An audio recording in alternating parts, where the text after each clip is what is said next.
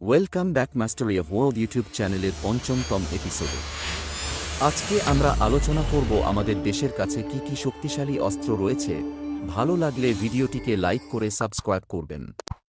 চলো শুরু করা যাক। ভারতের কাছে বর্তমানে বেশ কিছু অত্যাধুনিক এবং উন্নত মানের অস্ত্র ও সামরিক প্রযুক্তি রয়েছে, যেগুলো দেশটির প্রতিরক্ষা শক্তিকে উল্লেখযোগ্যভাবে শক্তিশালী করে তুলেছে। জেনে নিন কি কি আছে আমাদের দেশের কাছে। ১ নম্বরে, অগ্নি সিরিজের ব্যালিস্টিক মিসাইল, একে অগ্নি বলা হয়। ৫,০০০ কিমি পাল্লার আন্তঃমহাদেশীয় ব্যালিস্টিক ক্ষেপণাস্ত্র, যাকে আইসিবিএমও বলা হয়। এটি পারমাণবিক ওয়ারহেড বহনে সক্ষম।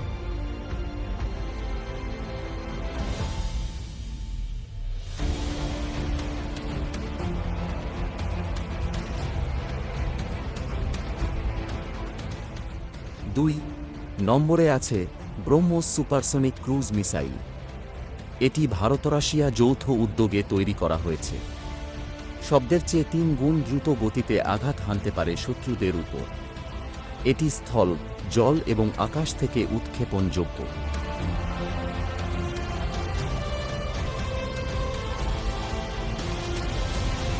৩ নম্বরে আছে আইএনএস অরিহন্ত পারমাণবিক সাবমেরিন।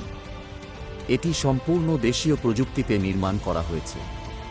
এটি পরমাণু অস্ত্র বহনের সঙ্গে সঙ্গে সাগর থেকে শত্রুদের উপর আঘাত আনতে সক্ষম।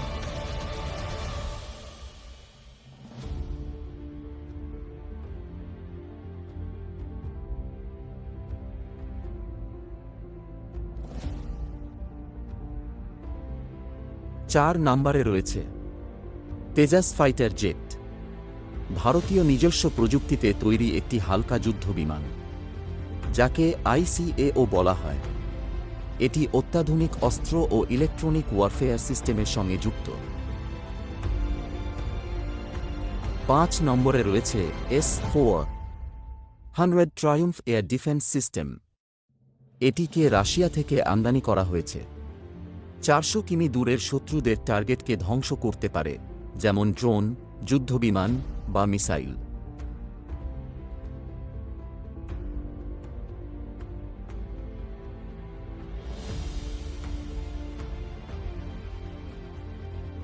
৬ নম্বরে রয়েছে DRDO অ্যান্টি স্যাটেলাইট মিসাইল, যার নাম মিশন শক্তি। এটি সফলভাবে মহাকাশে উপগ্রহ ধ্বংস করতে সক্ষম। এটি ভারতের স্পেস ডিফেন্স সক্ষমতা কতটা শক্তিশালী তার তুলে ধরেছে।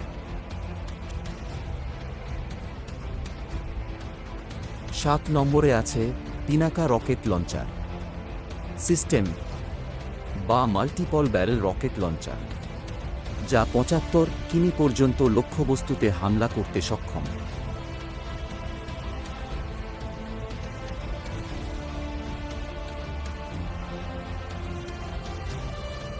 ৮ নম্বরে আছে অর্জুন OT-19 ট্যাঙ্ক।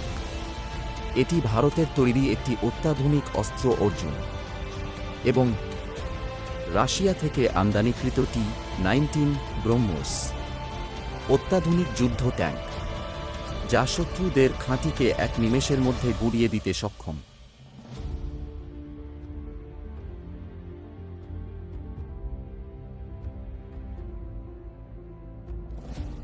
৯ নম্বরে রয়েছে রেফেলি যুদ্ধবিমান।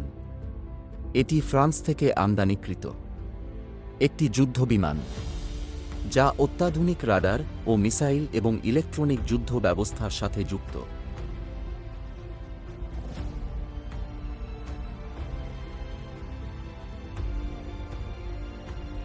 ১০ নম্বরে রয়েছে ড্রোন এবং UAVs হিরন প্রিডেটর ডিরেক্টর এবং দেশীয় প্রযুক্তিতে তৈরি। এটি UAV নজরদারি ও আক্রমণের জন্য ব্যবহৃত হয়।